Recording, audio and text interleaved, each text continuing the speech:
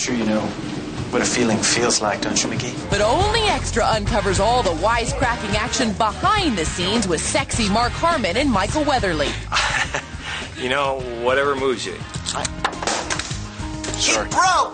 Sorry, boss. From their hilarious bloopers on the set There is no flubbing, there is only exploring the truth. to the real truth behind Michael's preferred method of transportation. You'd probably be surprised by the car he drives.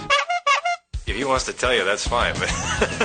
I drive Chitty Chitty Bang Bang. Oh yeah, and here's something to chew on. You think Harmon has all his real teeth? I think he has all his real teeth. But just how much do these two seriously funny sex symbols really know about each other? Extra puts them to the test. Well, if you don't know your lines, that's one of the things that might tick him off. Michael might say authority. Oh, yeah. I have a little problem with authority. It's okay. I think it's average size. Sense of humor. Humor. Oh, of course, my sense of humor. I don't know what I was thinking about. What's his best quality? Oh, it's the hair. No wonder Mark has such high praise for his handsome co-star. Michael's such a good actor. Really good actor. Has no idea how good he is.